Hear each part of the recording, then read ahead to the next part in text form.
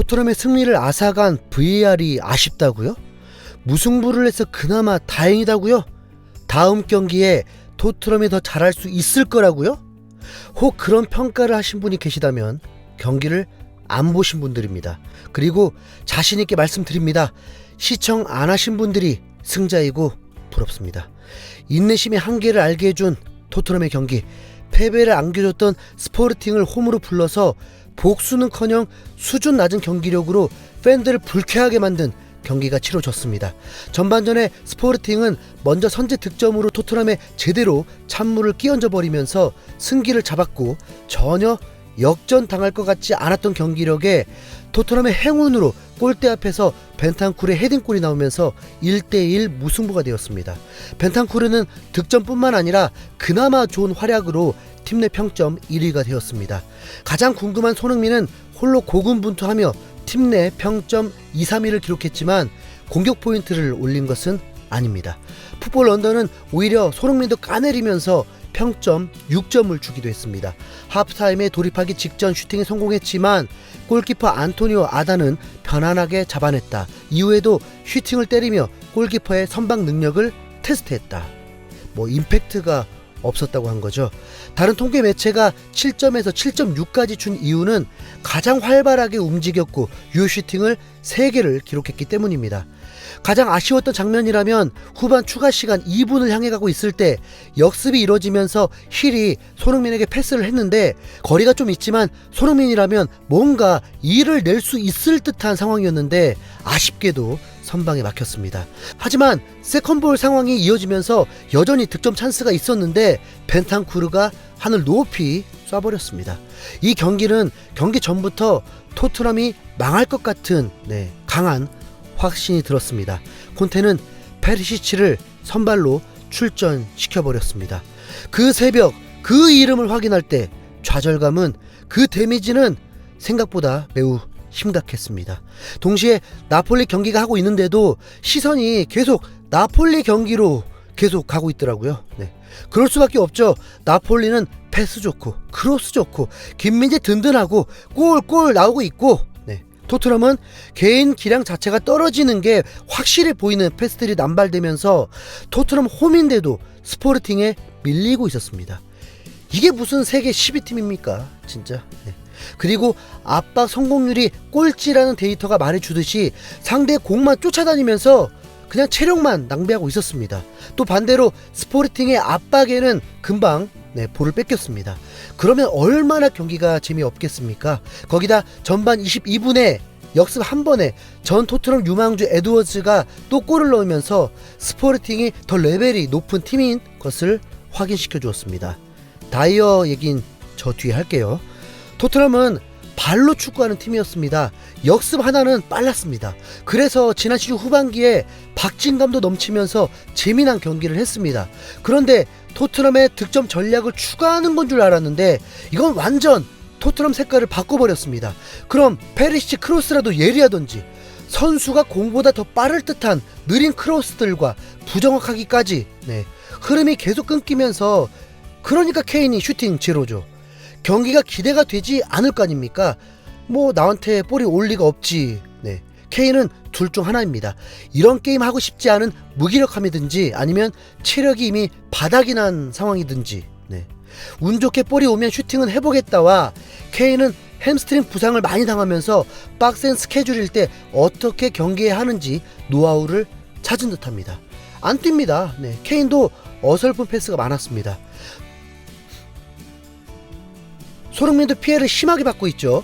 크로스 위주의 전술팀이라면 손흥민이 왜 있습니까? 어디까지 희생을 해야 하는 겁니까? 직전 경기인 뉴캐슬전은 전반전에 활발한 공격이 이루어지기도 했죠. 그때 페리시치 없었다고요. 이번 경기는 전반전이 역대급 최악이었습니다. 콘테도 화날 거 아닙니까? 대책을 세워야 할 거 아니에요. 후반전에 뭔가 변화가 있을까 했지만 페리시치는 그대로였고 심지어 풀타임이었습니다. 후반 5분쯤 세세뇽, 비수마, 힐 등이 몸을 풀고 있었고 곧 변화가 있을 줄 알았는데 후반 6분에 우당탕탕 공격 한 번으로 팬들도 열광하면서 토트넘이 분위기 반전을 성공을 했습니다. 그러면서 선수들도 흐름을 타면서 공격이 계속 지속되니까 콘테 감독은 교체를 하지 않았습니다. 첫 교체는 70분이 넘어서 윙백 도어티와 힐이 교체되었습니다. 콘테 감독이 이제 변화 한번 제대로 줬습니다. 힐을 그래도 믿어본 거죠. 힐 옆에는 분명 세세 정도 있었는데 콘테 감독은 마음을 바꿨습니다. 하필 콘테 감독 합리화가 가능할 수 있는 상황이 벌어집니다. 차라리 이대로 망해버려라 했는데 코너킥 상황에서 페리시치의 왼발이 어시스트가 되면서 벤탄쿠르가 헤딩골이 되었습니다. 콘테 감독 페리시치 교체 안 한 걸 스스로 만족할 거 아닌가요? 네, 그게 더 싫더라고요. 아 진짜 이 경기는 다이어가 슈팅을 4번 같은 3번을 기록하면서 팀 무승부에 결정적인 역할을 했습니다. 전반전 실점도 다이어 책임이 컸는데 분위기 반전을 만든 터닝슛으로 한 건 해줬다고 생각했지만 후반 83분에 손흥민의 크로스에 머리가 닿기만 해도 골이었는데 아쉬움을 삼켰고 90분에도 헤딩슛이 빗나가면서 콘테 감독은 주저앉았습니다. 토트넘은 정말 이상했습니다. 답답한 로메로는 본인 스스로 그냥 스트라이커인 듯 공격수 자리에 있기도 했습니다. 차라리 그게 낫다고 느껴질 정도였으니까요. 그리고 콘테의 이상한 교체, 먼저는 역전을 해야 하는 상황에서 랑글레를 투입시키고 모우라를 윙백으로 내려놓고 다시 에메르송 투입은 뭔가요? 와 진짜 에메르송은 경기가 동점인 상황에서 역전도 가능할 분위기였는데 어디서 본 건 있어가지고 와 뭐 같은 노루 패스를 시도하면서 골라인 아웃시키는 패스를 해버렸습니다. 당시 화면에 콘테 감독이 비춰졌을 때는 집중하라는 듯 했지만 개인적으로는 너 생각이 있니라고 보이더라고요. 이대로 경기가 끝날 줄 알았는데 갑자기 에메르송이 한 건 해주나 했지만 결론은 주심이 주인인 축구다 보니 극장골을 옵사이드로 선언하면서 게임이 종료됐습니다. 딱 생각나는 경기 있지 않나요? 챔피언스리그 8강 2차전에서 맨시티의 골이 옵사이드 선언되면서 토트넘이 4강 진출했던 거요. 토트넘은 천당과 지옥을 오갈 정도까지의 결과는 아니었습니다. 어이없게도 토트넘은 현재도 조 1위입니다. 하지만 다음 주 경기가 진짜 천당 지옥 경기가 됩니다. 왜냐하면 1위부터 4위까지가 2점 차이라서 토트넘이 꼴찌가 될 수도 있고 4위가 1위도 될 수 있을 정도의 매치가 되었습니다.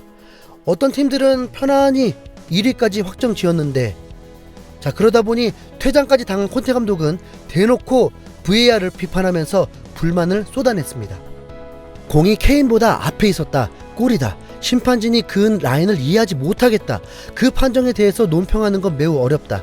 VAR은 많은 피해를 주고 있다. 다른 B클럽의 경기장에서도 이런 식으로 들어간 공이 허용될 수 있는지를 알고 싶다. 정의롭지 못한 상황이 많다. 이런 상황이 싫다. 긍정적인 면을 보지 못하겠다. 이번 경기에서 조별리그를 끝낼 수도 있었는데 왜 다음 경기에서도 무언가를 얻어내야 하는지 이해가 안 된다. 이런 상황이 나오면 구단만 피해를 입는다. 솔직히 승리해도 안 기뻤습니다. 오히려 이 승리로 토트넘의 문제가 가려질까봐 그게 더 신경 쓰였죠. 페리시치 쓰려거든 손흥민 무조건 오른쪽으로 보내줘야 합니다. 그냥 손흥민 왼발잡이 하렵니다. 이상 흰수염 고렸습니다. 와 보머스전 어쩌지? 진짜